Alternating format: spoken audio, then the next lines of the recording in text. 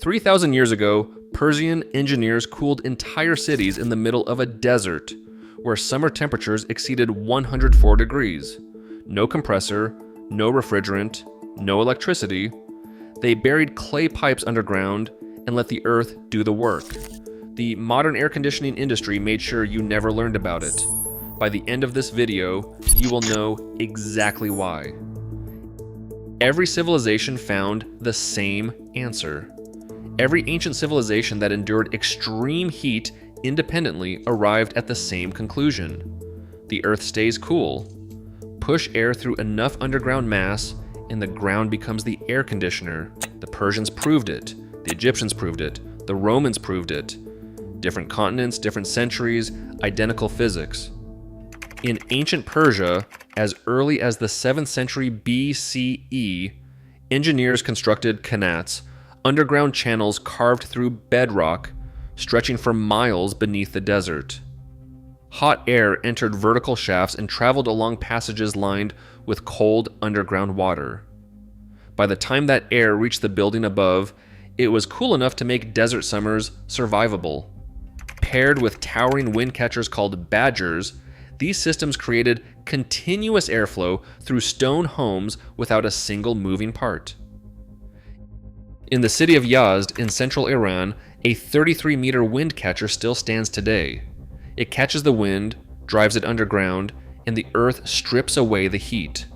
No electricity, no pollution. UNESCO recognized the Persian Qanat as a World Heritage Site in 2016, not because it was a historical curiosity, but because it still works after 3,000 years.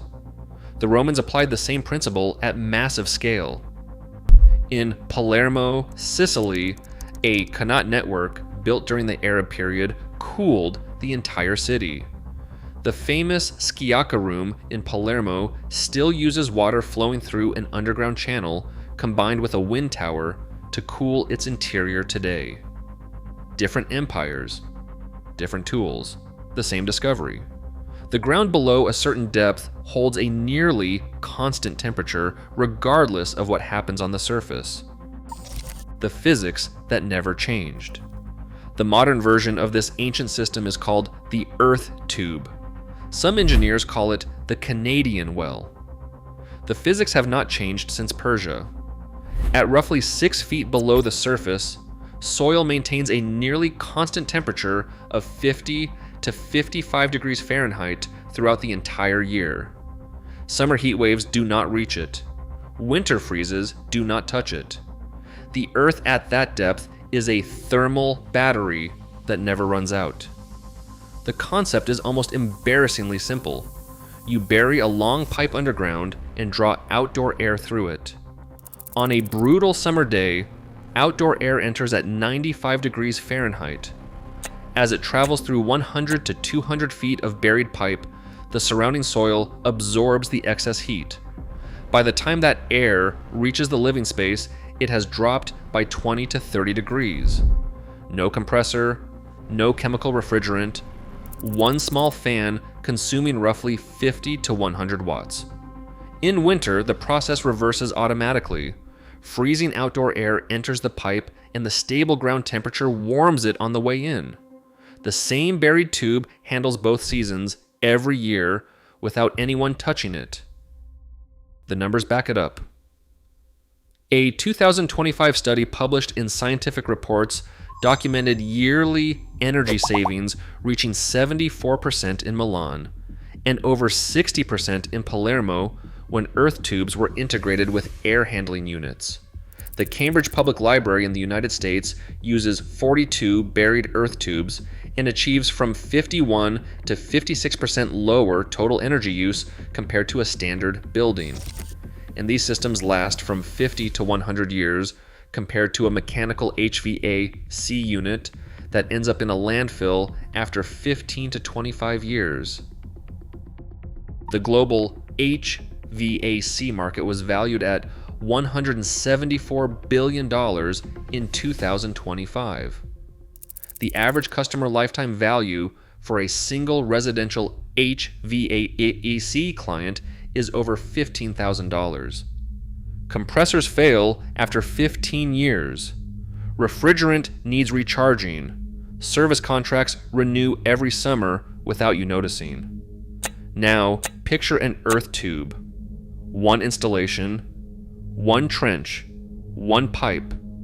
No compressor to replace, no refrigerant to recharge, no annual service visit.